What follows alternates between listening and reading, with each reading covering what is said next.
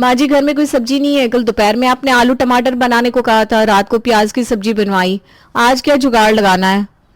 अरे बहू, मैं तो परेशान हो गई हूँ ये रोज रोज के इस सब्जी के खर्चे से। एक हमारा जमाना था जब इंसान 100 रुपए लेकर जाता था और थैला भरकर सब्जियां लाता था, और अब तो 500 का पत्ता भी जेब में डालकर ले जाओ ना, तब भी थैला भरकर नहीं ले पाते। जिनके बड़े परिवार हैं उनके दिल की तो पूछो ही मत। चाहे अदरक जितनी महंगी हो जाए, लेकिन तुम्हारे ससुर जी को दिन में 4 बार तेज अदरक की चाय चाहिए या न चाहिए। अब इस बात से तो कोई मतलब ही नहीं है कि अदरक के दामों में आग लगी पड़ी है। दूसरी तरफ हमारे राजकुमार हैं जिन्हें तेज लहसुन की सब्जी खानी होती। जब तक दरवाजे से ही लहसुन की महक ना आने लग जाए उन्हें सब्जी में स्वाद ही नहीं आता। लहसुन का दाम आसमान छू रहा है, कुछ पता भी है? माँ जी रोज रोज सब्जियों के दाम गिनाने से क्या हो जाएगा? अब जब घर में इतने सारे लोग खाने वाले हैं तो खर्चा तो होगा ही। मैंने आपको बता दिया है सब्जियां नहीं है। अब आपकी मर्जी है, आप सब्जियां ला कर देंगी तो खाना बनेगा, वरना मैं भी आराम से बैठकर अपना फेवरेट सीरियल कहानी घर घर के देख रही हूँ। माँ जी कुछ सब्जियां ला दीजिए ना। आप लोग तो कुछ भी खाकर अपना काम चला लेते, लेकिन मेरे बारे में तो सोचिए। अगर मैं रोज प्याज और आलू की सब्जी खाऊंगी तो मेरे होने वाले बच्चे के ऊपर कैसा असर पड़ेगा? मुझे इस समय ताज़े फल सब्जी और दाल खाने की ज़रूरत है ना। हाँ हाँ पता है, मुझे तो प्रेग्नेंट है। मेरा तो कभी कभी दिल करता है ये शहर का घर मकान बेच कर ना फिर से गांव में शिफ्ट हो जाऊं। कम से कम गांव के लोगों को आटा दाल और सब्जी की चिंता तो नहीं करनी पड़ती, खुद बो कर ताजा खाते हैं। एक हम शहर के लोग हैं, चाहे जितना कमा लो लेकिन महीने के अंत तक जेब में एक चवन्नी नहीं बचती।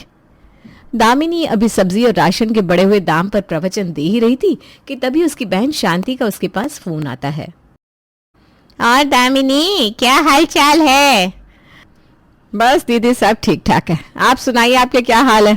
सबकी सेहत बढ़िया है ना घर में? हाँ दामिनी, हम तो गांव के लोग हैं। घर में गाय भैंस है, खेत खलियान है, ताजा घी दूध मिलता है, सब्जी भाजी दाल अनाज सब घर का शुद्ध खाते हैं। भगवान की कृपा से अभी तक तो सब तरह के रोगों से दूर है। तुम अपना सुनाओ, शहर की क्या हाल चाल है?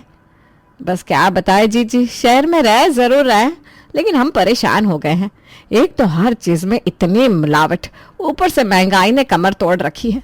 अब ताज़ा घी दूध सब्जी खाए तो जमाने हो गए।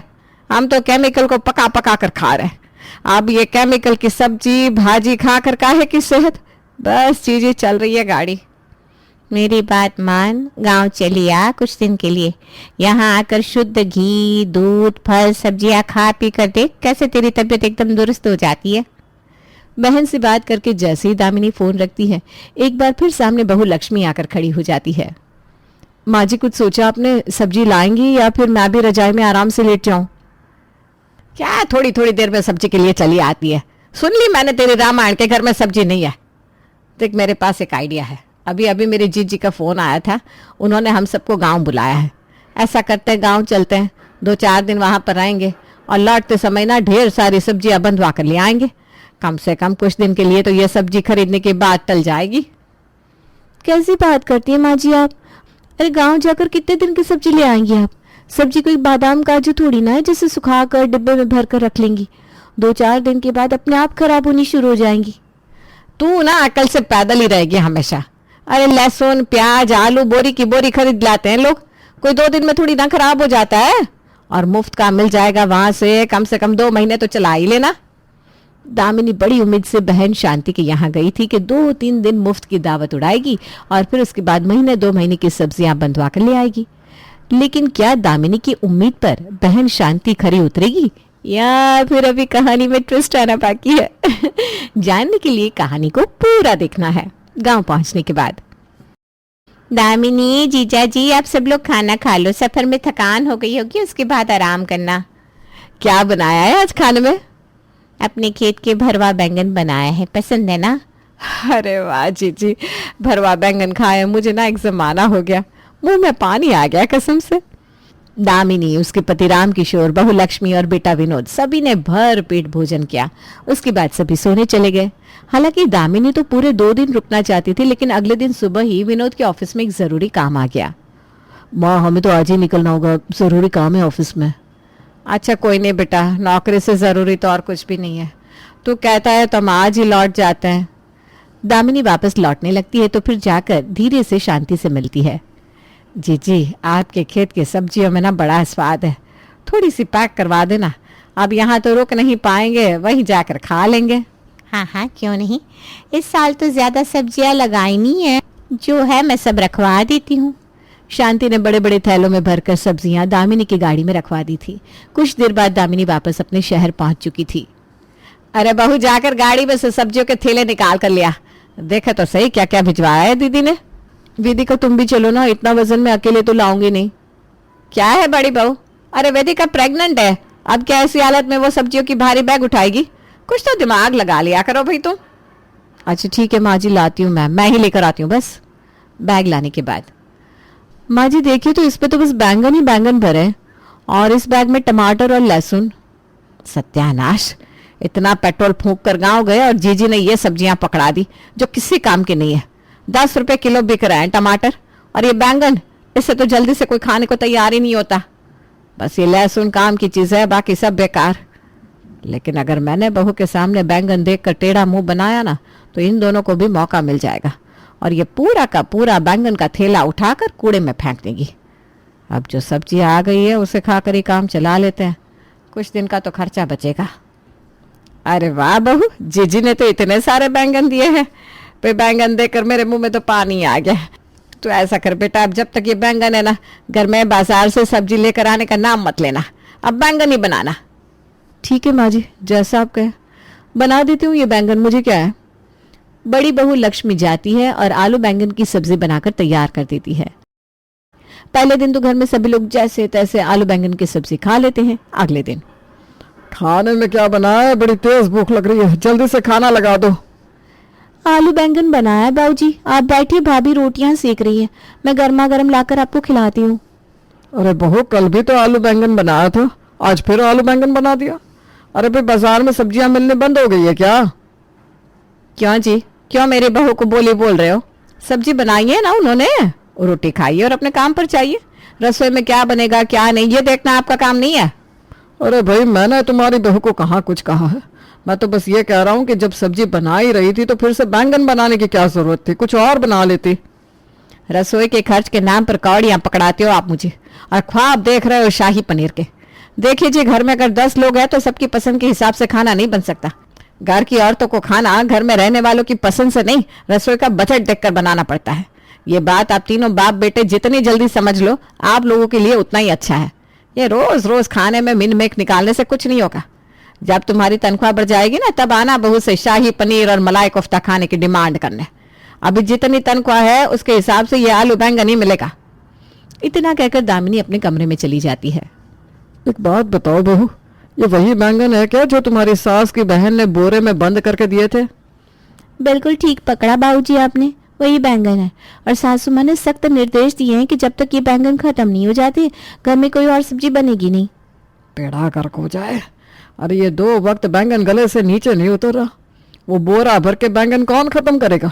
मेरी तो तुम भूख हड़ताल ही समझ लो बहू, जब तक ये बैंगन खत्म नहीं होता मेरा खाना बनाना ही मत। अरे बाबूजी, कितने दिन भूखे रहेंगे? जो बन रहा है चुपचाप खा लीजिए ना, क्यों घर की शांति भंग करना चाहते हैं? बहू की बात बिल्कुल सही थी। बेचारे ससुर जी दामिनी देवी के सामने कहाँ टिकने वाले थे। उनकी आवाज सुनकर कितनी बार खिड़कियों के कांच टूटकर गिर जाया करते थे। ससुर भोला राम उनके सामने क्या चीज थे। बेचारे चुपचाप आलू बैंगन खाकर अपनी दुकान की तरफ निकल जाते हैं शाम के समय। अरे लक्ष्मी, डिनर के लिए क्या बनाने वाली हो? डिनर में आलू बैंगन बनेगा। क्या कहा, आलू बैंगन? अरे तुम्हारी सुई आलू बैंगन पर ही आकर क्यों अटक गई है? कल भी तुमने आलू बैंगन बनाया था, आज सुबह टिफिन में भी आलू बैंगन ही ले गया था, और फिर से आलू बैंगन। तुम्हारा दिमाग खराब तो नहीं हो गया? बहू, भगवान ने इतनी अच्छी शक्ल दी है तुम्हें, थोड़ी सी अकल भी दे दी होती ना तो आज घर में छोटी छोटी बातों पर इतना बवाल ना होता। एक बात बताओ, बैंगन का कुछ और नहीं बनता क्या? बिल्कुल ठीक कह रही माँ जी आप, इसीलिए आज आलू बैंगन नहीं बल्कि बैंगन का भरता बनेगा। आप चिंता मत करिए भैया, आज मैं बनाऊंगी स्वादिष्ट बैंगन का भरता। हालांकि बैंगन का नाम सुनकर ससुर जी को कोई खास खुशी तो नहीं हुई थी, लेकिन फिर भी आलू बैंगन से जान छूटी यही सोचकर सभी लोग बैंगन का भरता खुशी खुशी खा लेते हैं। अगले 1-2 दिन छोटी बहू लगातार बैंगन का भरता बनाती रहती है, जिसके कारण अब घर में बैंगन के भरते के नाम से भी सब कुछ चिड़सी हो गई थी। देखो छोटी बहू, बहुत चला लिया तुमने अपने हाथों का जादू। अब ये बैंगन का भरता हमसे नहीं खाया जाएगा, हमें तो तुम माफ कर दो। अरे बहू, भरवा बैंगन बना लो ना। तुम दोनों ना एक नंबर की कामचोर हो। थोड़े से हाथ पैर हिलाकर मेहनत नहीं कर सकती क्या? एक हफ्ता बीत गया था, कभी आलू बैंगन, कभी बैंगन का भरता, कभी भरवा बैंगन। ये सब खा खा कर घर में सबकी हालत खराब हो चुकी थी। बड़ी बहू लक्ष्मी देख रही थी कि अब तो बैंगन का नाम सुनकर ही घर में सबके चेहरे सफेद पड़ जाते हैं और कोई भी पेट भर के खाना नहीं खा रहा। देख बहू, मैं पहले ही बता रहा हूँ, अगर आज भी तुम्हारी सास तुमसे बैंगन की सब्जी बनवा रही है तो मुझे माफ कर देना, मेरा खाना मत बनाना बेटा। अब मुझसे बैंगन नहीं खाया जाएगा। अरे ऐसे तो सबकी सेहत खराब हो जाएगी। माँ जी तो जिद्दी है, वो तो झुकेंगी नहीं। मुझे ही कोई और रास्ता निकालना पड़ेगा। ठीक है बाबूजी, आज मैं पराठे बनाऊंगी। पराठे तो खाएंगे ना आप? वाह बहू, आज तुम पराठे बनाने वाली हो। पराठे मैं जी भर के खाऊंगा। शाम को जब सब लोग ऑफिस से आ जाते हैं, बड़ी बहू चुपचाप बैंगन को रसोई में ले जाकर उनके पराठे बना देती है। बहू जी, आज तो पराठों की खुशबू से पूरी रसोई महक रही है। लग रहा है मौसे के दिए बैंगन खत्म हो गए। ऐसा नहीं है, किसी गलतफहमी में रहने की जरूरत नहीं है। ये बैंगन के ही पराठे हैं। क्या कहा? बैंगन के पराठे? अरे भाभी, आलू बैंगन, बैंगन का भरता, भरवा बैंगन खिला खिला के आप लोगों का पेट नहीं भरा था? जो टॉर्चर करने के लिए बैंगन के पराठे भी बनाने चालू कर दिए आपने। बहुत सही कहूँ तो तेरी तरह बैंगन की घिसी पिटी सब्जियों से तो मुझे ये पराठा बढ़िया लग रहा है। अब इसमें तो और भी बचत है। तू ना ऐसा कर, बस अब रोज चाय के साथ ये बैंगन के पराठे बना दिया कर और साथ में हरे धनिया की चटनी। वाह जी वाह, मजा आ जाएगा। ठीक है माँ जी, अब बैंगन तो खत्म करना ही है। मैं भी अब से रोज सिर्फ बैंगन के पराठे ही बनाया करूंगी। वैसे भी भरवा बैंगन और बैंगन का भरता बनाने में समय भी बहुत लगता है। रोज रोज इतनी मेहनत करना मेरे बस का नहीं है। बस फिर क्या था, घर में आए हुए बैंगनों को खत्म करने के लिए दोनों बहुएं दिन में दोनों टाइम बैंगन के पराठे बनाने लगती हैं। बैंगन के बेस्वाद पराठे मानो काला पानी की सजा से भी बदतर हो गए थे। घर में कोई ऐसा नहीं था जो उन पराठों को देखकर खुश हो, लेकिन क्या करें, दामिनी देवी के फरमान के खिलाफ जाने की हिम्मत भी तो नहीं थी। भाभी, आज मैं अपना रूटीन चेकअप कराने गई थी। डॉक्टर ने मुझे बैंगन खाने से मना किया है। कहा है कि प्रेगनेंसी में बैंगन खाना हेल्दी नहीं होता, इसलिए आज से आप मेरे बैंगन के पराठे बनाना ही मत। मुझे तो बच्चे के बारे में सोचना पड़ेगा ना।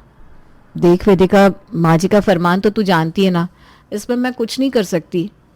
हाँ भाभी, मैं जानती हूँ, इसीलिए तो मैंने सोचा कि मैं अपने मायके हो आती हूँ। जब तक ये बैंगन खत्म नहीं होते मैं अपने मायके में रह लूंगी। आपकी प्रॉब्लम भी सॉल्व हो जाएगी और मेरी भी।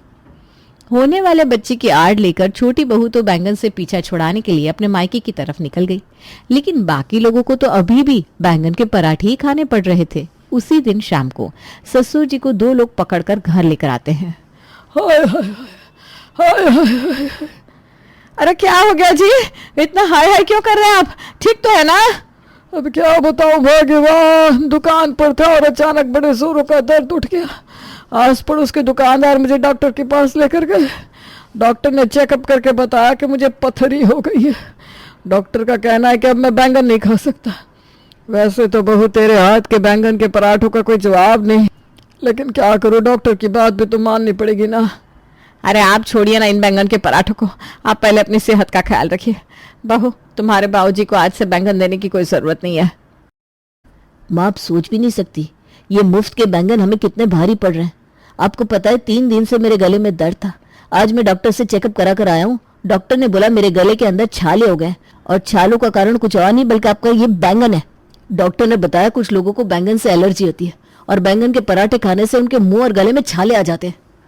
अरे बेटा, ऐसे कैसे गले में छाले आ गए? हमें तो कुछ नहीं हुआ, बैंगन के पराठे तो हम भी खा रहे हैं। अच्छा चल ठीक है, अब अगर तुझे बैंगन के पराठे इतने ही नुकसान कर रहे हैं तो तू रहने दे। तेरे बाबूजी के लिए भी अलग सब्जी बनेगी ना, तेरे लिए भी बन जाया करेगी अगले दिन। अरे सुनते हैं, अब कैसा है आपका दर्द? दवाई खा ली थी ना आपने? हाँ भाग्यवान, अब दर्द में तो काफी आराम है। दवाई भी खा ली है। और वैसे भी तुमने अब बैंगन के पराठे बनाने के लिए बहू को मना कर दिया है ना, आधी तबीयत तो समझ लो ये सुनकर ही ठीक हो गई मेरी।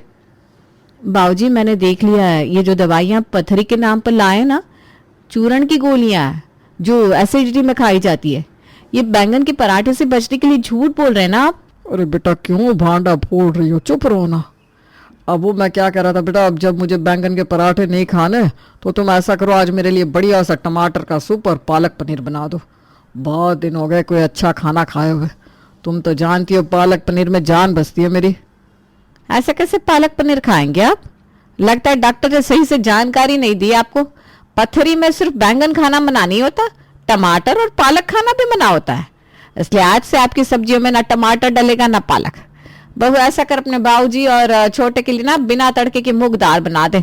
बीमार लोग वैसे भी ना यही सब खाते हैं, वही तो फायदा करती है उन्हें। और सुन, तू बता रही थी ना बैंगन भी खत्म हो गए, तो आज हम सबके लिए बढ़िया सा मटर पनीर बना दे। बिल्कुल ठीक कहा आपने माँ जी, आज तो मटर पनीर की सब्जी और पूरियाँ खाएंगे, मजा आ जाएगा। क्या बैंगन खत्म हो गया? इसका मतलब अब बैंगन के पराठे खाने की कोई जरूरत नहीं थी। बिल्कुल ठीक सुना आपने बाबूजी, मैं भी आपको यही बताना चाह रही थी, लेकिन आप तो कुछ सुनने को तैयार ही नहीं थे। सीधा पेट पकड़कर पथरी का बहाना बना दिया आपने। अब आपने बीमारी का इतना बड़ा बहाना बनाया है तो इतनी आसानी से माँ जी आपको छोड़ने वाली नहीं है। कुछ दिनों से प्रिया को कुछ ठीक नहीं लग रहा था। हर वक्त उसका जी मचलता रहता और सीने में भारीपन महसूस होता। एक दिन रसोई में खाना बनाते हुए प्रिया इसी बारे में अपनी एक सहेली से जिक्र कर रही थी। पता नहीं यार क्या हुआ है मुझे, कुछ दिनों से ना जी ऐसा खराब रहता है कि क्या बताऊं। आधा से ज्यादा वक्त मैं उल्टियां करती रहती हूँ और अब तो सब्जी बनाने के लिए कढ़ाई में तेल तक डाला नहीं जा रहा है मुझसे। इसकी स्मेल, छी यार, लगता है गलती से राहुल कोई एक्सपायरी तेल ले आया है। अरे तो अपनी सास को बताना। बताया तो, उनका कहना है कि मैं डिनर करने के बाद राहुल के साथ भी खाने के लिए बैठ जाती हूँ, तो इतनी गर्मी में ज्यादा खाने के कारण मुझे उल्टी आती है। जब से उल्टी की बात उन्हें बताई ना, तब से उन्होंने मेरा खाना आधा कर दिया। और अभी तेल की बात बताऊंगी तो कहेंगी काम से बचने के लिए मैं ये ड्रामा कर रही हूँ। तेरी बात सुनकर तो मुझे कुछ और ही लग रहा है। एक बार तू डॉक्टर से चेकअप तो करवा ले।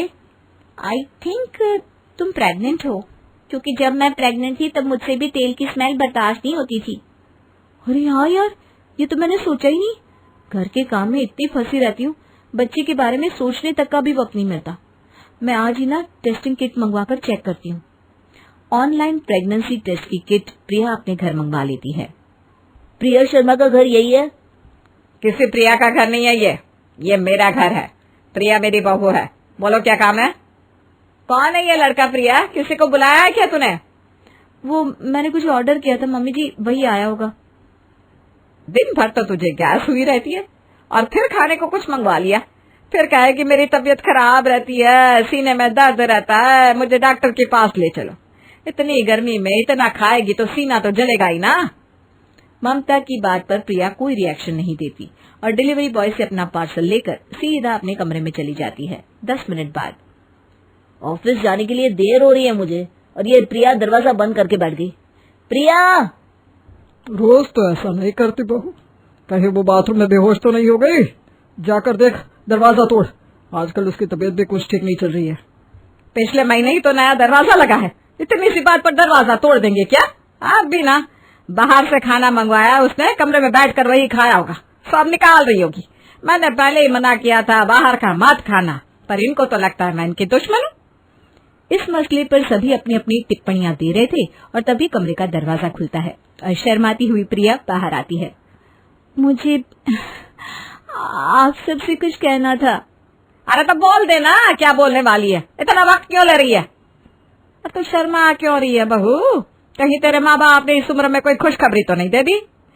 क्या मम्मी जी, आप भी ना। मम्मी इस उम्र में खुशखबरी कैसे दे सकती है? तो और राहुल तो मुझे खुशखबरी देने नहीं वाले, इसलिए मैंने तेरी माँ का नाम लिया। इस बार ये खुशखबरी मैंने और राहुल नहीं दी है मम्मी जी। है? तुम माँ बनने वाली हो? अरे बहू बैठ। अरे विमला, जल्दी जाकर मिठाई लेकर आ, बर्तन बाद में धोना। अभी लाई माँ जी। और प्रिया की प्रेगनेंसी की बात सुनते ही पूरे शर्मा निवास में खुशी की लहर दौड़ जाती है। भागती हुई विमला मिठाई का डिब्बा लेकर आई और सभी का मुंह मीठा कराती है। हमारा मुंह बाद में मीठा करना, पहले तो प्रिया बहू का मुंह मीठा कर। इतनी बड़ी खुशखबरी दी है बहू ने हमें। राहुल जैसे ही मिठाई के डब्बे में से एक मिठाई प्रिया के मुंह के पास लाता है। No no no no no, हटाओ इसे, लगता है ये तो खराब हो गई है, कितनी घटिया स्मेल इसकी। नहीं बहू, आज सुबह 7 बजे ही मैं ये नत्थू हलवाई की दुकान से ताजा लेकर आया हूँ। 25 रुपए का एक कलाकंद पड़ा है और तू इसे खराब कह रही है। कुछ दिनों से बार बार प्रिया यही कहती रहती है, उसकी तबीयत ठीक नहीं है। हम एक बार डॉक्टर को दिखा कर आते हैं ना पापा जी। राहुल प्रिया को डॉक्टर के पास लेकर जाता है, जहां डॉक्टर उन्हें बताते हैं कि प्रिया 2.5 महीने प्रेग्नेंट है। आपकी प्रेगनेंसी को 2 महीने हो गए और आपको पता भी नहीं चला। वो कुछ 1 महीने से मेरी तबीयत खराब रहती है। मतलब ये सब प्रेगनेंसी के कारण हो रहा था?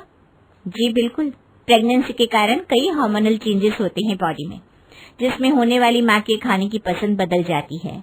कभी उन्हें डिटर्जेंट की स्मेल अच्छी नहीं लगती तो कभी तेल की। तो अब मुझे क्या क्या करना होगा डॉक्टर जी?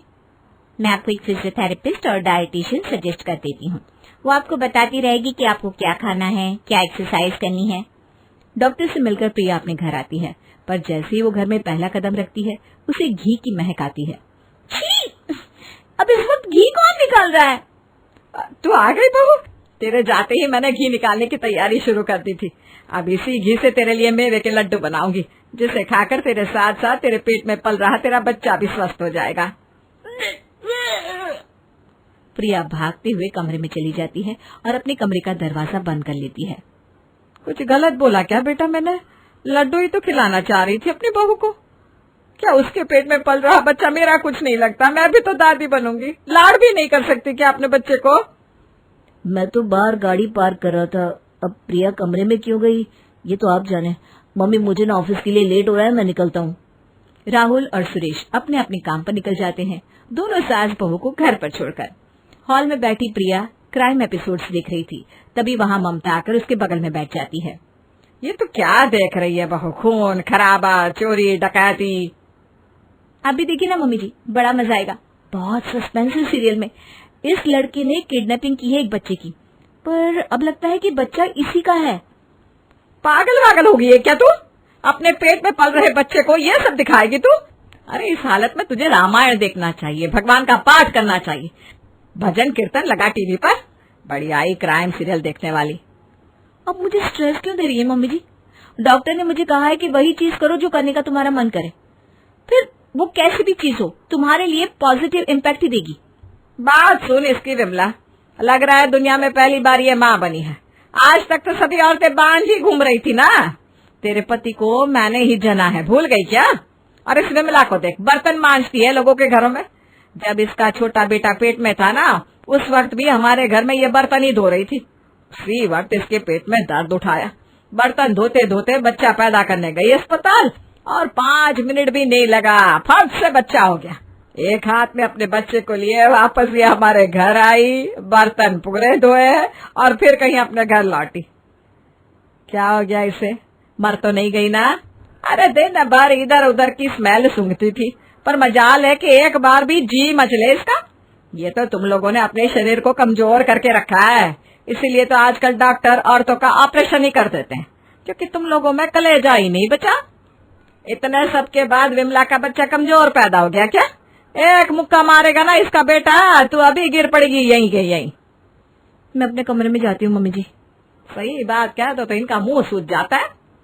कुछ देर बाद ममता सब्जियां काट कर तैयार कर लेती है और प्रिया के कमरे में जाकर उससे कहती है, जा बहू खाने की तैयारी कर ले, मैंने तोरी काट दी है, सब्जी बना ले और रोटी बना ले, हम 2 जने ही तो हैं। इतनी गर्मी में अब चावल भी क्या बनाएगी तू? तोरू की सब्जी नहीं मम्मी जी, मेरा मन तोरू वोरू खाने का नहीं है। चलो कोई ना, कभी कभी मन नहीं करता खाने का, करेले की सब्जी बना ले। नहीं मम्मी जी, मैं करेला नहीं खाती, मुझे मशरूम खाने का मन कर रहा है, मैं मशरूम मंगवा लेती हूँ। क्या कहा तूने? मशरूम? तुझे पता नहीं वो कैसे बनता है? हमारे घर में मशरूम नहीं आता, हम उसे नॉनवेज मानते हैं। मशरूम नॉनवेज नहीं होता मम्मी जी, वो तो फंगस से बनता है, जैसे कई बार इडली में ईस्ट डाला जाता है। देखा है हमें कभी ईस्ट डालते हुए इडली में? हम तो हमेशा से इनो के पैकेट डालते हैं या दही खमीर के लिए, उसी से काम हो जाता है। और तूने तो शादी के बाद कभी मशरूम की बात नहीं की, आज तुझमें मशरूम खाने की इच्छा क्यों जाग रही है? पता नहीं मम्मी जी, पर मेरी डाइटिशियन ने मुझे कहा कि जो खाने का मन करे वो खा लो, क्योंकि बच्ची की वो डिमांड है। पहले तुझे तेल की स्मेल से प्रॉब्लम हो रही थी, अब तुझे घर का खाना नहीं खाना। कल को तू बोलेगी मम्मी जी मुझे मछली खानी है, क्योंकि बच्चे का मछली खाने का मन हो रहा है। तो क्या अपना धर्म भ्रष्ट करके तुझे वो खिला दे हम? हैं? शाकाहारी के घर ऐसा बच्चा आएगा? दिमाग से ये फिजूल बातें हटा दे बहू, और रसोई में जाकर तोरू की सब्जी और पराठे सेक ले। बढ़िया ही मशरूम खाने का मन कर रहा है, जैसे कि मैं तो कभी पेट से थी ही नहीं, हमारा तो मन किया ही नहीं कभी है। अरे भाई मन करता भी है तो दूध दही खाने का करता है, ये सब क्या चौंचले है। हर वक्त प्रिया का जो भी मन करता वो कुछ ऐसा होता जो ममता की पसंद के बिल्कुल खिलाफ होता। किसी तरह सांसें बंद कर प्रिया को जबरदस्ती तेल मसाले का खाना बनाना पड़ता है और परेशान होकर हमेशा की तरह प्रिया अपनी फ्रेंड नेहा को कॉल लगाती है। कैसी सास है यार मेरी, मेरा बस चले तो मैं मम्मी के पास जाकर बैठ जाऊं, पर ये तो मुझे मायके भी नहीं जाने देती। कहती है अगर वहां जरा भी 19-20 हुई, तुझे अगर जुकाम भी हुआ तो फिर यहाँ वापस आने की जरूरत नहीं है। और कहीं कुछ ना हो जाए इस डर से मम्मी ने भी मुझे घर आने को मना कर दिया। 24 घंटे मेरे सर पर बैठी रहती है मम्मी जी, कैसे खाऊं मैं खुद की मर्जी का यार। तूने डॉक्टर को दिखाया? तो क्या दिखाऊं डॉक्टर को, वो तो घूम फिर कर दवाई दे रहे हैं भूख बढ़ाने की, पर मुझे ना घर का खाने का मन ही नहीं करता। तेरी सास 10 बजे तक सो जाती है ना, उसके बाद तो बाहर से खाना ऑर्डर करके खा लिया कर। पिज्जा, बर्गर, चाउमीन, मंचूरियन, या जो भी तेरा मन करे, इसे ही पता चलेगा। और जो पैकेट हो उसे बाहर के बाहर फेंकवा देना राहुल जीजू से। तू सही में ना मेरी सेवियर है, हर बार मुझे बचा लेती है। Love you. रात को सभी के डिनर करने के बाद प्रिया अपनी सास के सामने बैठकर एक गिलास दूध पीती है। घर के खाने की बात ही कुछ और है मम्मी जी, आपने बिल्कुल सच कहा था। आ गई ना अकल ठिकाने। जी मम्मी जी, देर आए दुरुस्त आए। आप लोग आराम कर लीजिए, मैं भी सोने जाती हूँ। माँ का रात को ज्यादा देर जागना बच्चे की सेहत के लिए अच्छा नहीं होता ना। और अपने सास ससुर को सोने भेजकर प्रिया भी अपने कमरे में चली जाती है। और जैसे ही प्रिया को सास का दरवाजा बंद होने की आवाज आती है, वो फौरन ऑनलाइन ऑर्डर कर पिज्जा, चाउमीन, मंचूरियन मंगवा लेती है। आराम से प्रिया, मम्मी को अगर पता चल गया ना तो प्रॉब्लम हो जाएगी। कितनी मुश्किल से मेरा पसंद का खाना आया, खाने दो ना यार। और जैसे ही प्रिया चाउमीन को मुंह लगाती है, बाहर से ममता उसके कमरे के दरवाजे पर लात मारकर उसे खोल देती है। मैं तो कभी पेट से थी ही नहीं, ये तो पहली बार माँ बनी है जो इसे ये सब उष्टंडे करने पड़ रहे। जिस तरह से अच्छी बहू बनकर तू आज डिनर करने आ गई थी, तभी मैं समझ गई थी कि दाल में कुछ तो काला है। क्या खाने नहीं देते बहू हम तुझे? क्या समझेंगे मोहल्ले वाले कि रात को खाना आ रहा है शर्मा जी के घर पर? अरे क्या क्या सोच रहे होंगे लोग। सामने से सारा खाना हटा राहुल, पिज्जा, बर्गर, यही सब खाना है इस लड़की को। छोड़िए ना मम्मी जी, खाने दीजिए ना। हाँ भाई, यही तो माँ बनी है। हम तो कभी माँ बने ही नहीं, हमने तो कभी बच्चा जना ही नहीं है। कोक सीली किसी लिए है हमारी। चलिए जी, बोलकर कोई फायदा ही नहीं है। और इस तरह 6 महीने बीत जाते हैं। एक सुबह ममता अपनी बहू को एक्सरसाइज करता देख लेती है। इतने भारी भारी डंबल्स उठा लेती है बहू, कमर नहीं अकड़ती? नहीं मम्मी जी, क्यों अकड़ेगी, मैं तो आराम से उठा लेती हूँ डंबल्स। तुम तो पूरी तरह नीचे भी बैठ जाती हो, कोई तकलीफ नहीं होती क्या बहू? ये तो मेरी ट्रेनर ने मुझे बताया था मम्मी जी, ऐसा करने से ना बच्चा हेल्दी होता है। फिर जब 2 दिन विमला नहीं आई थी तो तूने बर्तन धोने से मना क्यों कर दिया बहू? तब तो तू कह रही थी खड़े रहने से मेरे कमर में दर्द हो जाता है। वही तो बात है ना, घर में झाड़ू पोछा लगाना बच्चे के लिए जान का जोखिम हो जाता है, पर ये भारी भारी डंबल उठाना बच्चे के लिए अच्छा है। मुझे क्या है भाई, जो करना है करो, मैंने तो बोलना ही बंद कर दिया है। एक दोपहर ममता से मिलने उसकी सहेली रंभा आती है। अरे ममता, प्रिया नहीं दिख रही, कहाँ है? मायके गई है क्या आपने? नहीं ठीक ही है, पहला बच्चा तो मायके में हो वही सही है। मुंह ना खुलवा रंबा तो मेरा, ना ही इसके मायके वाले इतने अच्छे हैं और ना ही ये। सो रही है आराम से अपने कमरे में। अब तू ही बता, सुबह 10 बजे उठेगी, दोपहर में 2 बजे वापस सो जाएगी, वो भी 3-4 घंटे के लिए। इतना सोने वाली माँ का बच्चा तो आलसी ही पैदा होगा। रात रात भर फोन में घुसी रहती है और सुबह फिर आंख नहीं खुलती। फिर बच्चा भी तो वैसा ही होगा ना, दिन भर सोएगा और रात को जगाएगा। मैं तो हाथ खड़े कर दूंगी भाई, तूने किया है पैदा, तू ही संभाल। पर ये आजकल की बहुएं सुनती कहाँ है, इन्हें तो लगता है यही तेज है। हाँ, पिज्जा पिज्जा दिन भर यही सब खाती है, तब इस खाने की महक से उल्टी नहीं आती। पर अगर मैं रोटी दाल चावल बनाने को कह दूं तो सर दर्द, चक्कर, उल्टी सब चालू हो जाते हैं। ये है ना आजकल की बहुओं के उष्टंड है बस। ये तो कुछ भी नहीं है ममता, बच्चा होने तो दे। मेरी बहू का देख बेटा साल भर का हो गया है, कहती है मैं उसे ना नमक दूंगी ना चीनी दूंगी। अरे भाई कौन सा तेरा बेटा कोई राजा धीरज पैदा हो गया? हमारे जमाने में तो राजाओं को भी चीनी और नमक देते थे। ये सब ना आजकल टीवी के कारण हो रहा है। ये रील देख देख कर ना जाने खुद कौन सी कलेक्टर नहीं समझने लगती है सबकी सब। हम माँ नहीं बने थे क्या? और इनसे तो मजबूती बच्चे पैदा किए हैं हमने। ये सारी बातें अपने कमरे में बैठी प्रिया सुन रही थी। बस अब बहुत हुआ, अब कुछ आपके जमाने का भी कर देती हूँ मम्मी जी। हॉल में आकर सीधा प्रिया हॉल की एसी बंद कर देती है। ये ऐसे क्यों बंद कर दी बहू? एसी बच्चे के लिए अच्छा नहीं होता ना मम्मी जी। आपके जमाने में तो एसी नहीं थी और आपने तो नॉर्मल डिलीवरी कर ली, इसलिए बस अब आपको फॉलो कर रही हूँ। वैसे पैकेट का आटा भिजवाने राशन वाले को मना कर दिया मैंने। मैं और आप मिलकर चक्की में आटा पीस लेंगे, सही रहेगा ना मम्मी जी? उससे बच्चे में और मजबूती आएगी और आपकी भी हड्डियां खुल जाएगी। मैं चलती हूँ, बाद में मिलते हैं। हाँ अरे आंटी जी रुक जाइए, मैं आपको चीनी पानी दे देती हूँ, क्योंकि आपके जमाने में कोल्ड ड्रिंक तो आपको नसीब नहीं होती होगी। ये सब तो आजकल के चौंचले है ना, क्यों आंटी जी? पर जरा वक्त लगेगा, हाँ, क्योंकि पानी मैं पास के हैंडपंप से भर कर लाऊंगी ना। अब देखिए शहर में तो हैंडपंप है ही नहीं। और जब भी ममता कुछ कहने जाती, प्रिया पहले ही अपने इस अवतार में आ जाती और ममता की बोलती बंद कर देती। इसी तरह 3 महीने और बीत जाते हैं और प्रिया की डिलीवरी का वक्त हो जाता है। डॉक्टर ने कहा कि आज से ही एडमिट होना सही रहेगा, क्योंकि पता नहीं किस वक्त डिलीवरी हो जाए। ऐसे वक्त में हमें खुद का दिमाग नहीं लगाना चाहिए। डॉक्टर ने जो कहा है वही कर राहुल। अभी मैं बहू के साथ अस्पताल में रुक जाऊंगा, कुछ देर में खाना लेकर तेरी माँ भी पहुंच जाएगी, तब तक तू अपने ऑफिस का काम निपटा ले। बताओ, माँ को ही नहीं पता चल रहा कि बच्चे के आने का समय हुआ है कि नहीं। हमारे जमाने में तो हम खुद ही कहते थे रुक जाइए डॉक्टर साहब, अभी वक्त नहीं हुआ है। ये सुनते ही प्रिया डायरेक्ट किचन में जाती है और एक कैंची लेकर आती है। इन चीजों की क्या जरूरत है मम्मी जी? डॉक्टर आपसे ज्यादा थोड़ी ना जानते। राहुल जाकर गर्म पानी ले आओ। ये लीजिए कैंची मम्मी जी। पर कैंची शायद नए जमाने की होगी ना। अब पत्थर ला दूं आपको? अपनी पोती की डिलीवरी आप ही कर दीजिए और इस कैंची से ना नाभि की जोड़ काट दीजिएगा। अरे राहुल, बहू का अस्पताल ले जा भाई। और कुछ इस तरह अपनी बहू के आगे ममता हार ही जाती है। दीपक की माँ ने उसे बहुत मेहनत के साथ सरकारी नौकरी तक पहुंचाया। अब नौकरी सरकारी तो दीपक को शादी के लिए रिश्ते आने शुरू। देखिए मेरी बेटी पढ़ी लिखी है, आपके बेटे के लिए सही रहेगी। आप फोटो छोड़ जाइए, मैं दीपक को दिखा दूंगी। रुकिए मैं पानी लाती हूँ। दीपक की माँ पानी लेने जाती है तो राधा का पिता घर देखता है। खटिया, स्टील के बर्तन, जमीन में बिस्तर। हे भगवान, कितना पैसा लगाना होगा मुझे इस घर को ठीक करने के लिए। मेरी राधा तो यहाँ रह ही नहीं पाएगी।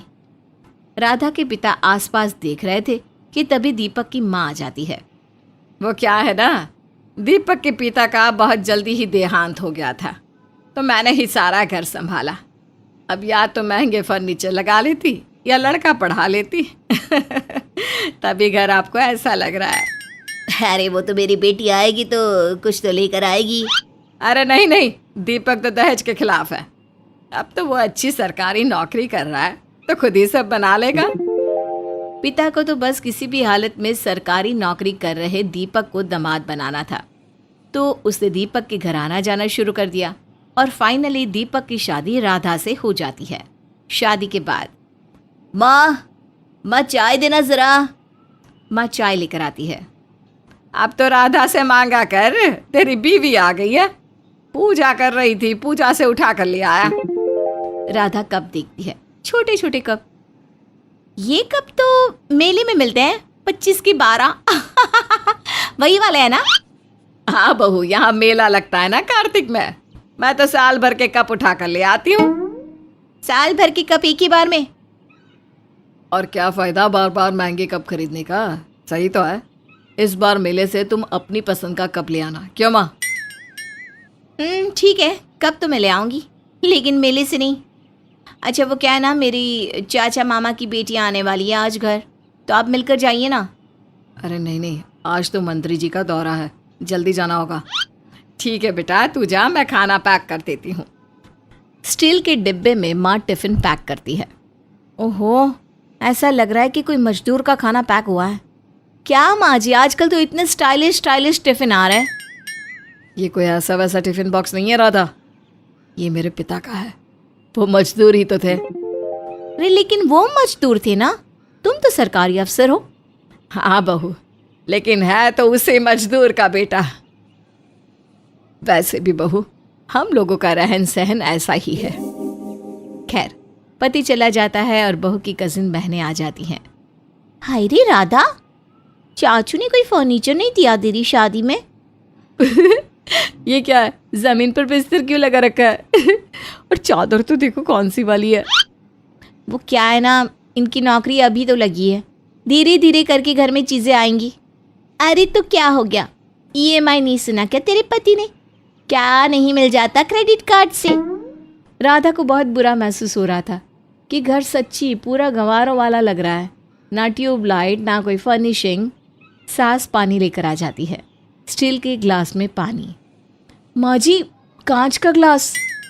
अरे बहू, वो ऊपर रखा है ना, हाथ नहीं गए मेरे। वैसे पानी आरओ का ही है। बोलो क्या खाना है? आप बैठ जाइए आंटी, हम लोगों को कुछ नहीं खाना। दोनों बहनें बातें बनाकर घर से चली जाती हैं, लेकिन जाने से पहले, अरे आंटी कभी हमारे घर आना, देखिए तो घर कैसे होते हैं शहरों के। सभी चली जाती हैं, लेकिन राधा परेशान रहती है कि उसकी बेइज्जती हो गई।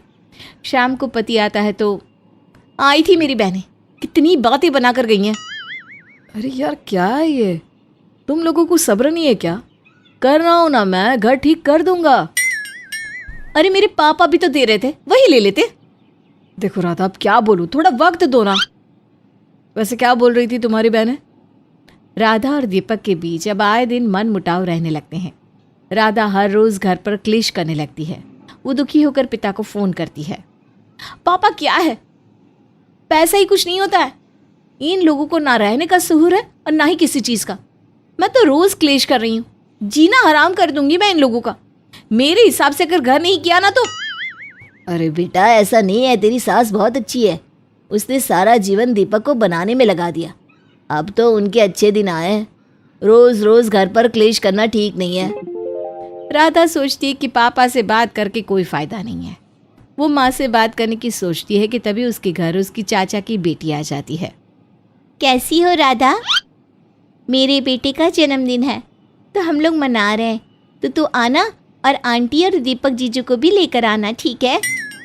राधा सोचती है कि एक बार इन लोगों को अपने रिश्तेदार के घर लेकर जाएगी, तब पता चलेगा इन लोगों को कि कैसे रहा जाता है। फिर क्या, अगली शाम सबके साथ वो बहन के घर जाती है, जहाँ बहन की सास। अरे करम जली, आ गए तेरे रिश्तेदार, जा जाकर इन लोगों के लिए कुछ खाने के लिए लेकर आ। दीपा राधा को देखती है और उसे शर्म आती है कि उसकी सास उससे कैसे बात करती है। हाँ हाँ माँ जी, तुम लोग बैठिए ना। देखिए सोफा कितना अच्छा है ना, बैठिए। सास बैठती है कि दीपा की सास, बहन जी एक कुर्सी भी इसके बाप ने ठीक नहीं दी। अरे ऐसे भिखारियों से पाला पड़ा है, अब हमें क्या पता था कि दहेज के नाम पर ये लोग सस्ते फर्नीचर पकड़ा देंगे। हम तो लूट ही गए, वरना मेरे बेटे की सरकारी नौकरी थी, मोटे मोटे पैसे लेकर लोग खड़े थे। सास राधा की ओर देखती है। राधा तो शर्म के मारे डूबी जा रही थी। दीपा चाय पानी लाकर रखती है कि ओए, सारा दिन मायके वालों की खातिरदारी में ही लगी रहेगी। तुझसे कहा था ना तेरे बाप से 5 लाख लेकर आना है। अभी तो चुप हो जाइए, बच्चे का जन्मदिन है, मेहमान आए हैं। हाँ तो आए हैं तो। अरे दीपक भाई, आपकी भी तो सरकारी नौकरी है, जरा बतलाइए क्या दिया है राधा के पापा ने, झटका कि नहीं इन लोगों को अच्छे से। दीपक कुछ नहीं बोलता। बस थोड़ी देर में वो लोग वहां से निकलकर घर आ जाते हैं। राधा का व्यवहार अब बदलने लगता है, लेकिन फिर भी कभी कभी भूत चढ़ ही जाता है। एक दिन, राधा वो तुम्हारी छोटी बहन को देखने लड़के वाले आ रहे हैं, तो शाम को पापा ने हम दोनों को भी बुलाया है। ठीक है, मैं तैयार हो जाऊंगी। बहू ये लइए मेरा हार, यही एक बस बचा कर रखा था, तो शाम को पहन कर जाना। हाँ। राधा की आंखों में चमक आ जाती है। कहाँ तो उसकी बहनों की सासें इतनी बुरी और कहाँ इसकी सास। शाम को वो पति के साथ पहुंचती है। दीदी, जीजू, अच्छा हो आप लोग आ गए। मुझे तो घबराहट हो रही है। अरे क्यों, क्या हो गया? हम है ना। ये बोलकर वो गीता के सर पर हाथ फेर देता है। जीजू, आपके आ जाने से हम लोगों के परिवार में बेटे की कमी पूरी हो गई। पिता भी गीता और राधा को देखता है और कहता है, भगवान से यही प्रार्थना है कि मेरी गीता को भी राधा की जैसा ही ससुराल मिले। राधा मन में सोचती है, मुझे तो गंवार घर में ब्याह दिया, पता नहीं गीता के लिए भी क्यों ऐसा घर देख रहे हैं। गीता, तू ना पापा से अच्छा सा फर्नीचर ले जाना, पहले ही बता दे रही हूँ, और क्रॉकरी का सेट तो मैं गिफ्ट कर दूंगी। दीपक समझ रहा था कि राधा उसे ही ताने दे रही है, लेकिन वो कुछ नहीं कहता। लड़के वाले आते हैं, बात पक्की हो जाती है। तो सरकारी नौकरी है आपकी? ससुर जी ने तो घर भर दिया होगा आपका। नहीं, आप ही ने कहा ना सरकारी नौकरी है मेरी, तो तनख्वाह भी मिलती है। मैं खुद ही सक्षम हूँ सारी खरीदारी के लिए। वैसे भी जहाँ हम लोग रहते हैं वो शहर का पुराना इलाका है, तो वहाँ कुछ खरीदना लाना ये सब संभव नहीं है। मैं एक कोठी बनवा रहा हूँ सिविल लाइंस में, और फर्नीचर के लिए दिल्ली से इंटीरियर डिज़ाइनर्स की एक टीम भी लगवा दी है काम पर। अगले साल तक काम हो जाएगा, फिर हम वहीं शिफ्ट हो जाएंगे। राधा दीपक को देखती रह जाती है कि इतना सब हो रहा है और उसे पता ही नहीं। मैं तुम्हें सरप्राइज देने वाला था। सभी खुश हो जाते हैं। गीता को जो लोग देखने आए थे वो भी बिना पैसे की शादी तय कर जाते हैं। पिता खुश हो जाते हैं कि उन्हें अच्छा घर और अच्छा दामाद मिला, तो वहीं राधा की आंख में भी आंसू आ जाते हैं। वो पति के साथ अपने उसी गंवार ससुराल में वापस आ जाती है, लेकिन इस बार उसे खुशी होती है कि वो एक अच्छे परिवार की बहू है। कहते हैं लड़कियों में बचपन से ही सजने धजने का शौक पैदा हो जाता है। कुछ लड़कियां सुंदर दिखने में आगे होती है, तो कुछ पढ़ने लिखने में। किसी को सीईओ बनना होता है, तो किसी को अच्छी बहू। पर प्रिया तो इन सारी कैटेगरी से बाहर थी। सुबह खाने की टेबल पर बैठी प्रिया जोर जोर से अपनी माँ को आवाज लगा रही थी। और कितनी देर मम्मी, एक बर्गर देकर तुम बैठा देती हो और दूसरा बर्गर लाने में 4-5 मिनट ले लेती हो। अगर फ्री नहीं थी तो नहीं देती ना मुझे ब्रेकफास्ट। तुम्हें पता है ना मुझे इस तरह खाने का इंतजार करना पसंद नहीं है। अपनी बेटी की बात सुनकर रसोई से आवाज देते हुए प्रेमा कहती है, हाँ भाई हाँ, तू तो सुबह सुबह पत्थर तोड़ कर आई है ना, कैसे बर्दाश्त होगी भूख। सुबह 4 बजे उठ जाती हूँ मैं, फिर पौधों को पानी देती हूँ, बर्तन धोती हूँ, नहाती हूँ, भगवान का भोग तैयार करती हूँ। तुम लोगों के काम के चक्कर में मुझे योग तक करने का टाइम नहीं मिलता। और भूख तुझे लग रही है, इतनी जल्दबाजी है तुझे तो पराठे लाकर दे देती हूँ, बोल खाएगी। आपको पता तो है प्रेमा जी कि मेरी बेटिया रानी बर्गर के सिवा और कुछ नहीं खाना चाहती। अपने पति के खाने की थाली लिए प्रेमा डाइनिंग टेबल के पास आती है। ये बेटी बेटी करके आपने इतना सर चढ़ा लिया है इसे। आप नाश्ता कीजिए, आपको दुकान भी जाना है, तब तक इंतजार करेगी ये। और ये कैसी भूख है प्रिया तेरी, जो बर्गर से ही शांत होती है। अरे भूखा इंसान तो दीवार को भी दांत ही काट लेता है। भूख खाने की वैरायटी नहीं देखती, भूख को सिर्फ अनाज से मतलब होता है। नहीं मम्मी, मेरी भूख ऐसी नहीं है, सबकी भूख अलग अलग होती है। जैसे सबके बच्चे और पति अलग होते हैं, तो मुझे अपनी भूख को शांत करने के लिए उसे बर्गर ही देना पड़ता है, वरना वो तबाही मचा देती है। क्या करूं? बर्गर और कोल्ड ड्रिंक, यही तो जीवन है। लगता है बस खाती जा। इसकी बातें सुनकर लगता है आपको कि ये 26 साल की लड़की की बोली है? बिल्कुल भी नहीं प्रेमा, मेरी बेटी प्रिया तो 1 साल छोटी है, पर पूरी रसोई संभाल लेती है। मुझे बिस्तर से उठकर 1 गिलास पानी भी नहीं लेना पड़ता। आ गई आंटी जी आप मेरी खुशियों को आग लगाने। मेरा मतलब है आपको पानी लेने उठना ही क्यों पड़ेगा? आपके तो बिस्तर के बाजू में ही एक्वागार्ड है ना। मुझे लगा था इसे सिर्फ खाने की आदत है, पर अब समझ में आ रहा है कि इसे अब बोलने की भी आदत लग गई है। देख रहे हैं ना जी आप, और चढ़ाइए इसे सर पर।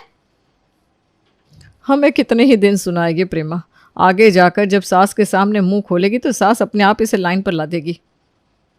फिर से वही सब। अरे मुझे नहीं करनी शादी। पापा देख रहे हैं ना मम्मी को कैसे बोल रही हैं। पर इस बार तो प्रिया के पापा भी उसका साथ नहीं देते। नहीं बेटा, शादी तो करनी पड़ेगी। अब तुम 22 साल की नहीं रही, 26 साल की हो, और 2 महीने बाद 27 की हो जाओगी। मेरी नज़र में कुछ रिश्ते हैं, मैं उन लोगों से बात करता हूँ।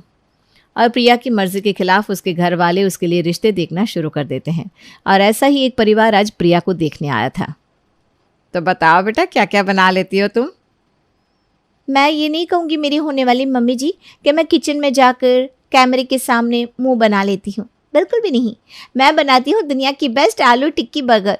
क्या बताऊँ आंटी जी, मुझे ना आलू टिक्की बर्गर इतनी पसंद है कि। ये कैसी बातें कर रही है प्रमोद जी आपकी बेटी। लगता है ज़रा भी बोलने का लहजा नहीं सिखाया अपने से। तुम्हें सिर्फ आलू टिक्की बर्गर ही बनाना आता है या और भी कुछ? आप कहेंगी तो मैं बर्गर का ब्रेड भी बनाना सीख लूँगी होने वाली मम्मी जी।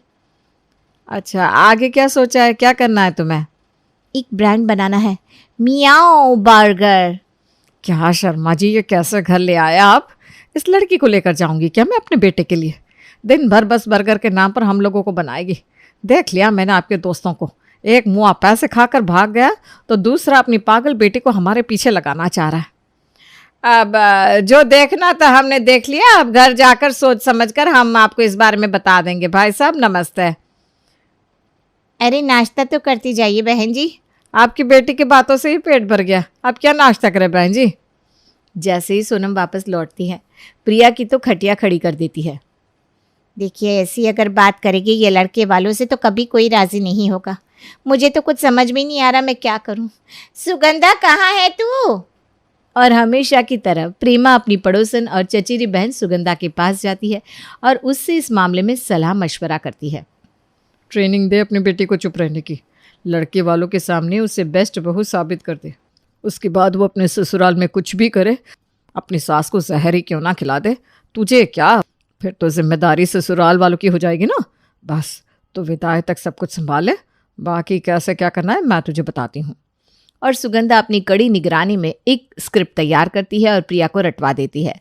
और प्रज्वल के परिवार के सामने प्रिया उसे किसी तोते की तरह बोल देती है।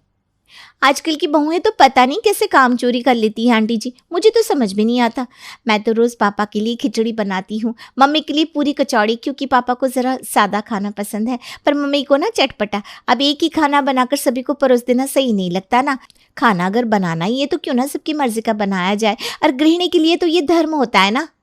आहा, प्रिया की ऐसी बातों से मनीषा का मन पिघल जाता है। वो शादी के लिए राजी हो जाती है। चट मंगनी पट ब्याह करके प्रिया प्रज्वल के घर आ जाती है। अगली सुबह प्रिया आराम से 9 बजे उठकर अपने कमरे से बाहर आती है। बहू की माँ ने तो कहा था कि बहू 4 बजे उठ जाती है। वैसे तो आपकी माँ ने भी आपके बड़े गुणगान किए थे, पर वो सब सच तो नहीं निकला। शादी ब्याह के मामले में 19-20 तो चलता ही है। और मनीषा जी, कल ही तो शादी हुई है, थक गई होगी प्रिया, नया जोड़ा है, वक्त दीजिए ज़रा दोनों को साथ में। बड़ी जोरों की भूख लग रही है, ये मुझे उठते ही भूख क्यों लग जाती है। मम्मी जी, हमारे पास ब्रेड होगा क्या? हाँ बहू, फ्रिज में रखा हुआ है। पर तू क्या करेगी, क्या बनाना है बोल, मैं बना देती हूँ। बोल दिया तो राज खुल जाएगा ना मम्मी जी, 2-4 दिन तो मुझे ड्रामा करने दीजिए। मेरा मतलब है मम्मी जी, मेरे रहते आप काम करें अच्छा नहीं लगता, मैं बना लेती हूँ। अच्छा ठीक है बहू, बना ले, पर 1 हफ्ते तक तू अपने सिवा और किसी का काम नहीं करेगी, याद रखना, वरना लोग क्या कहेंगे कि नई बहू के आते ही मनीषा ने रसोई के कामों में लगा दिया। पूरे 1 हफ्ते तक प्रिया जी मन भरकर आलू टिक्की बर्गर बनाती है और किचन में खड़ी होकर फटाक से खा लेती है। आज प्रिया को अपने ससुराल आए पूरे 10 दिन हो जाते हैं और उसके ससुराल पहुंचती है उसकी ताई सास उजाला। अरे कोई है घर पर? अरे भाभी आइए आइए, शादी में क्यों नहीं आए आप? बच्चों को आशीर्वाद देती तो कितना अच्छा लगता। अरे तो अब आ गई ना, तो फिक्र मत कर, बहू के हाथ का खाना खाकर ही जाऊंगी मैं। आपके साथ आज हम भी बहू के हाथ का खाना खा लेंगे। अरे प्रिया, आज से रसोई का श्री गणेश कर दे बेटा। प्रिया किचन में जाती है और जोरों शोरों से खाने की तैयारियों में लग जाती है। सभी डाइनिंग टेबल पर खाने का इंतजार कर रहे थे कि प्रिया खाना लेकर बाहर आती है। ये क्या है प्रिया, कैसे गोल गोल सी चीज लेकर आ गई बहू तू? बड़ी मम्मी जी, इसे बर्गर कहते हैं, खाकर देखिए तो, जुबान हरी ना हो जाए तो कहिएगा।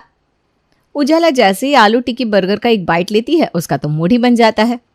माफ़ कीजिएगा भाभी, बच्ची है ये, क्या ले आई तो प्रिया? इस तरह ऐसा खाना रसोई में बनाते हैं क्या बड़ों के लिए?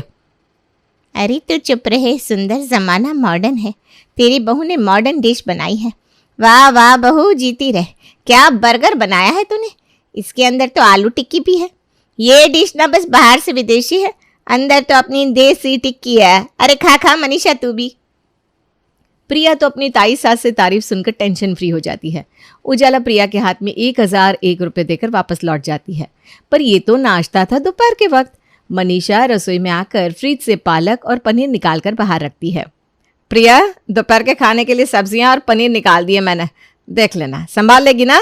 हाँ मम्मी जी, डोंट वरी, बस पालक और पनीर ही यूज़ करनी है ना। ज़रा टफ तो है पर कर लूँगी। अपनी बहू का कॉन्फिडेंस देखकर मनीषा टीवी देखने चली जाती है। दोपहर के वक्त प्रज्वल और सुंदर तो दुकान में होते हैं, पर घर पर होती है मनीषा और तारा। प्रिया 3 लोगों का खाना तैयार करके टेबल पर लगाती है। मेरी तो लाइफ सेट हो गई भाभी, फिर से बर्गर देखा। मम्मी, आप मुझे बाहर खाने के लिए मना करती थी, पर मेरी किस्मत देखो, भगवान ने मुझे बाहर का खाना घर पे ही दे दिया। अरे सुबह भी तूने कितने बर्गर बना लिए थे बहू, अब तो फिर से बर्गर ले आई?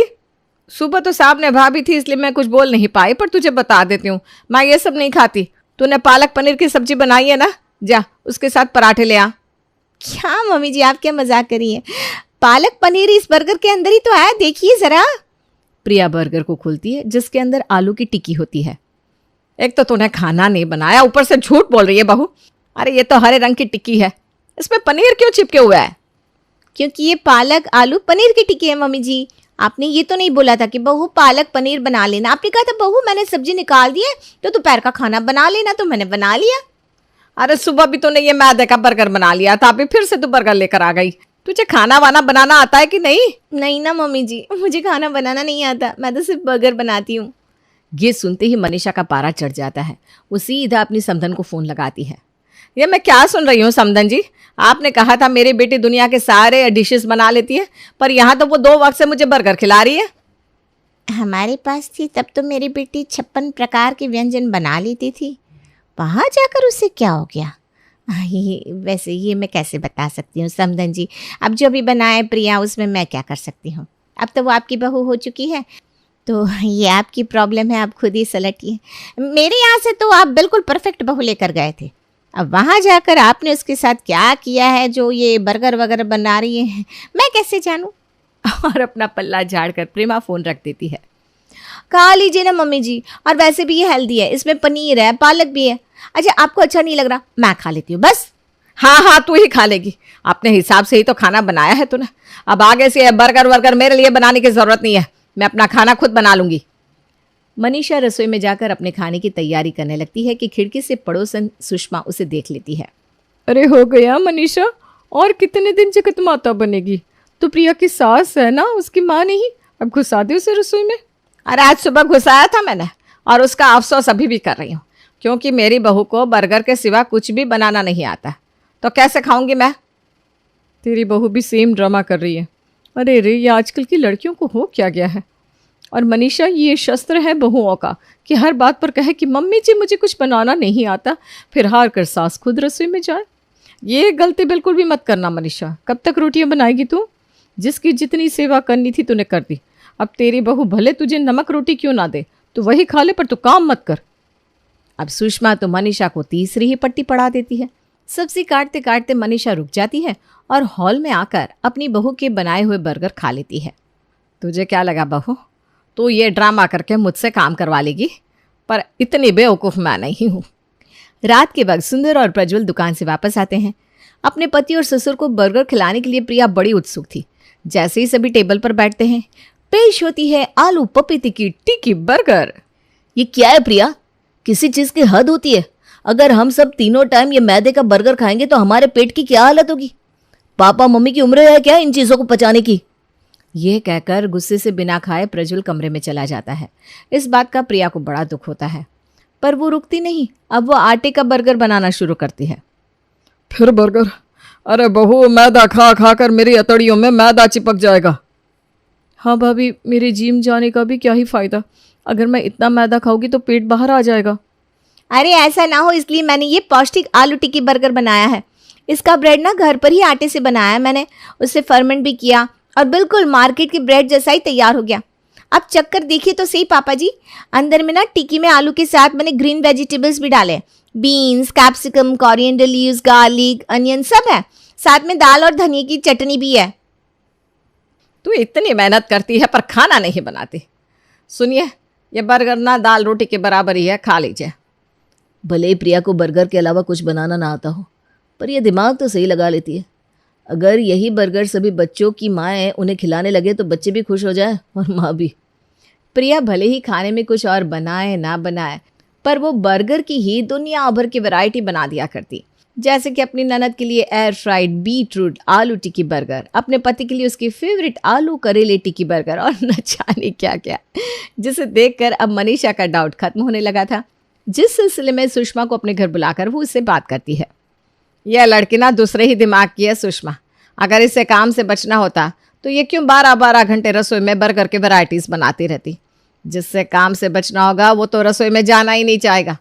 और ऐसा भी नहीं है कि वो मैदे तेल के बर्गर खिला रही है, वो तो हमारे लिए हमारे शरीर के हिसाब से करेले तक के बर्गर बना रही है ताकि मेरी शुगर मेंटेन रहे।